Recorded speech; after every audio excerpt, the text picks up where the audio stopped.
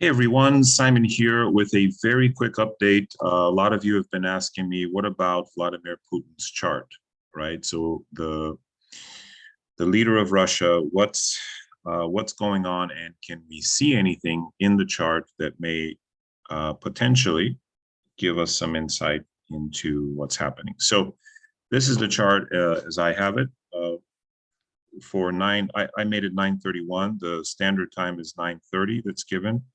I haven't done any, or rather much rectification, except one subchart I think looks better at 9:31, and therefore I changed it. But this is the more or less widely accepted chart. So looking at what's happening, I'm not going to go into an analysis of his horoscope in general. I'm just going to focus on one thing, and this is the beauty of Vedic astrology, is that it provides something called subcharts or divisional charts. And when you look at his chart of success, something quite outstanding stands out. And in fact, let me put that chart right here in the middle so you can see it. This is his D10. And the thing that stands out is that the ascendant Capricorn has Saturn, its ruler, in it, and an exalted Mars in it. This is called, in some circles, this is called the Yama Combination, the combination of the Lord of Death. This is an incredibly powerful D10 by virtue of having the Lagna Lord in the Lagna, Saturn, and an exalted planet in the Lagna. But it doesn't stop there. We also have one of the rarest combinations, which is a Shubha Kartari or Shubha Sankhya Yoga. In addition to that, where you have these two benefics, Jupiter and Mercury, on either side. And the last part of it is that, in fact, Putin has run the period of Saturn for the last 18 years. So it is not a surprise since late 2003. So it's not a surprise that he has been successful. And in fact, if you were a candidate against him and you showed me his, and you asked me, for advice, I would say do not run against this man, because this is simply undefeatable, right? And even before that, he was running the period of Jupiter, which by virtue of participating in this Shubha Kartari Yoga becomes very powerful, in addition to which it is also in its own sign. So even in Jupiter, he was slated for success. However, what do we see happening now? Well, look at this, ladies and gentlemen. This period is almost over. In fact, November of 2022, this year, he will transition into a very different period. And now you're going to say, well, Simon, it's Mercury and it also participates in this yoga. And I will say, yes, I agree with you. But it's, at least it's not the powerful dictatorial Saturn. That is, Saturn is the planet of dictators. Typically, you see Saturn in the 10th house of somebody's chart. Watch out. Even if they're a soccer mom, they're going to be telling everybody, what to do. So they are, see, my point being, you don't have to be in politics. Whatever your profession is, having a strong Saturn, particularly something like this, is going to make you authoritarian. So he's moving into Mercury. So let's see what Mercury is doing. So in his D10, it's fine, but it has some issues here. It's not as strong as the Saturn. So some power is going to be given away. And let's take a look at now his natal chart and see what's happening with the Mercury. So the Mercury is in the 12th house along with the Saturn. It is in its own sign, or exalted, depending on how you want to see it. Either way, it's a very strong Mercury. And it happens to sit on the very bright star called Spica, which is the Yogatara, the marker star of Chitra Nakshatra. This often gives notoriety, fame, and a kind of a sparkly nature. All right. The problem here is that there are no benefics with this Mercury. There is only malefic Saturn and Sun. Furthermore, the Mercury being at the end of a sign is weaker. Granted, Saturn is also towards the end of the sign. Saturn is also combust, but because of this powerful D10, that Saturn for his career has been amazing. Mercury is the Lord of the 12th house and the Lord of the 9th house.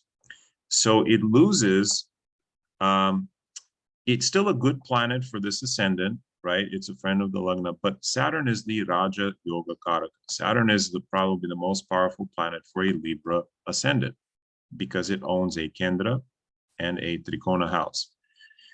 And it further makes a Raja Yoga by connecting with Mercury, the Lord of the 9th. So it becomes a 5-9 and a 4-9 Raja Yoga. So by that same virtue, you could say that Mercury also is participating in these yogas, and he is. However, being the Lord of the 12th and the 9th indicates a career change. Usually when the 9th Lord is active, it not just a career, a change of profession. So in his Mercury, he'll likely be stepping down, and stepping down, either being forced down or you know, stepping down willingly. So which is it going to be? Well, one of the ways to tell what a particular period or dasha is going to look like is to see what happens about a year to a year and a half before it begins. So typically when you transition from Saturn to Mercury or from Jupiter to Saturn, which are these very long periods, about a year and a half beforehand, you start seeing the results, right?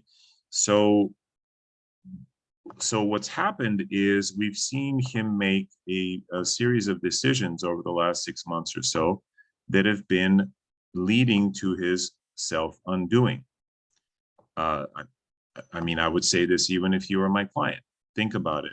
He's basically ostracized himself and his country from the world with, you know, banks and Coca-Cola and everybody pulling out of Russia as a direct consequence of his decisions. Remember, the 12th house is the house of self-undoing. And even though Saturn is also there, Saturn is the ruler of the 4th and 5th, whereas Mercury is the ruler of the 12th and the 9th. So the decisions he's made now lead me to speculate that, in fact, this will be his undoing. And yes, he will have fame and notoriety, but it may not be of the positive variety. So Mercury period, starting November of this year, I think his situation will go down. His hold on his power will not be the same. And in fact, it will be relinquished in this Mercury period. Now, when exactly what happened? Well, for that, we have to look at transits and other things. But the overall picture is that his own self-doing has begun. And probably it will be hastened by people around him who kind of see that he's going to be on his way out. And yeah, and I don't think he has that much longer left in office after Mercury begins. So I think 2023, late 2022 is when the problems will really begin for him. So let's see what happens, and we'll go from there. That's a little brief analysis of Putin's chart. Hope this makes some sense to, and maybe bring some peace to people that I believe he's on his way out, just based on his transits. If you asked me this 5 years ago and he was still in Saturn, just looking at this powerful Saturn, I would say, look, you got to wait till Saturn's finished, and then we'll talk, right? So similarly, if you have powerful combinations, maybe not in your D10, maybe it's in your D9, in your Navamsha. And in that Navamsha, you have amazing combos that maybe your spouse will be extremely successful. Or if it's in your D7, then your children may be extremely successful, and so forth. So take a moment to look through your D charts and see which ones have powerful combinations. And if I'll give you a final little secret, little hint. Every time you change location, the place where you live, you will change your D charts. Sometimes even if you move 50 miles away, your D charts may change. So that is one of the subtle ways that one can affect one's the karma that one experiences. And now your birth chart is with you for life. Like you can never get rid of that, but you can kind of change the way the karma is delivered to you by changing your location. Similarly, you can change the way your karma is delivered by marrying or being with a partner who modifies it, because when their chart combines with yours, you sort of create a new chart. And for that reason, it's all the more important to have good compatibility with the people around you, even your friends. Because, if you're with someone, you may have great combinations, but if you're with someone who brings those combos down, then you're not going to have the same success. I've seen this with my friends and family. When, a certain friend started dating another person, his prosperity went way down. Now, it's not the other person's fault. It's just the way they're matched, right?